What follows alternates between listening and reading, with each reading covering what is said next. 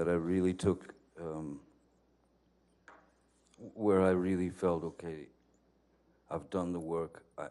I know what I need to do. I would say that where I considered myself an actor, I suppose, was when Oliver Stone cast me in Platoon in 1986. How did you come to be cast in Pirates of the Caribbean? Well, that's many years later, but I had been Disney had offered me a film called Hidalgo, when it was about a man and his horse in the desert and stuff, and I read the screenplay, and I just didn't think it was for me, but I wanted to have a meeting with them because at that point I had a 2-year-old, yeah, 2.5-year-old daughter, and so, or 3, and for 3 years I watched nothing but animated films,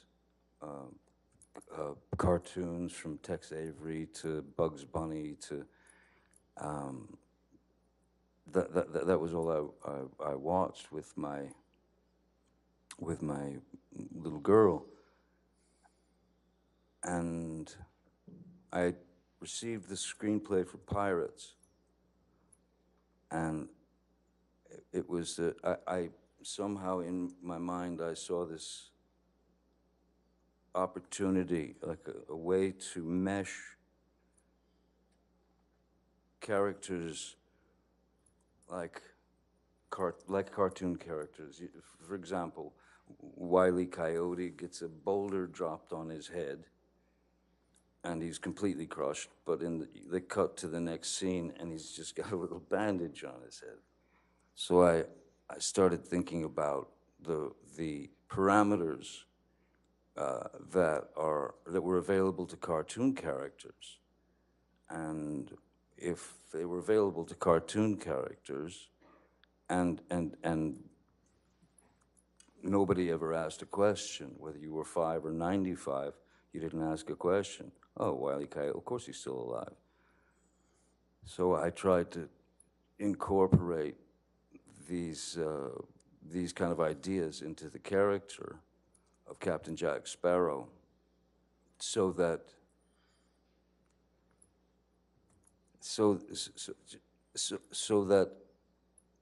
I could try to push those parameters and control the sort of suspension of disbelief, to be able to control the characters' actions, words, movements, and put them in a place where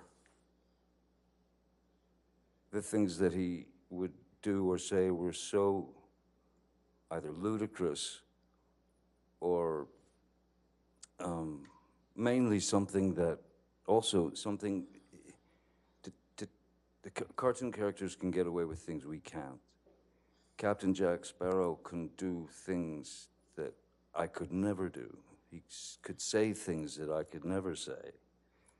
So it was, for me, a way to stretch the parameters of a character and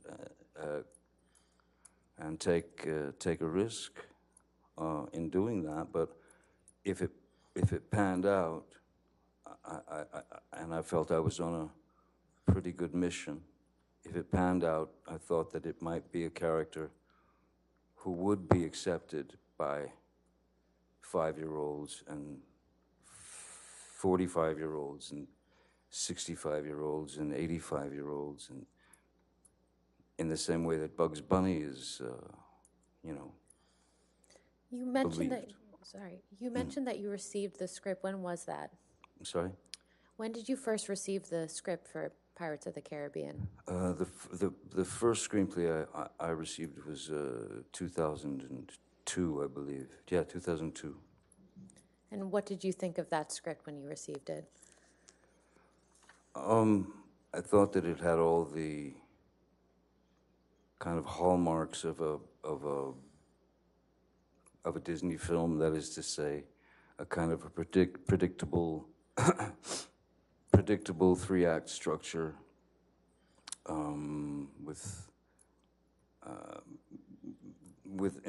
and the character of Captain Jack was more he was more like a swashbuckler type that would kind of swing in shirtless and, you know, be the hero. And I had quite different ideas about the character, so I incorporated my notes into the character and brought that character to life, much to the chagrin of Disney initially. Now, when you say you made changes to the character, how did you do that? Just, you know, in preparation, you know, the very same way that I've ever approached any character. You look for a back history. You base it on, you know, it could be anything. Like Edward Scissorhands, for example, I based on a dog that I'd had and newborn babies. My sister had a couple of new babies, and I watched them, you know, and, because I thought that Edward would see things from the sort of from a place of innocence, and not knowing exactly what things meant or were, and also that look of a pure, innocent child when they experience something for the first time. Those were the two main ingredients that I thought would serve the character. And with Captain Jack, again, the cartoons, you know, the Pepe Le Pew. It's like making a soup, you know. It's ingredients. It's just ingredients. There's some Pepe Le Pew in there. There's some Keith Richards in there. There's a bit of you know, I figured this is a guy who's been on the sea for the majority of his life. Quite possibly his brains may have been scrambled a bit by the sun. And also I thought that he'd been on the sea for so long that he had his sea legs, but when he got on land, he just didn't have his land legs. So he could never quite stand still. How did the film ultimately turn out in your view?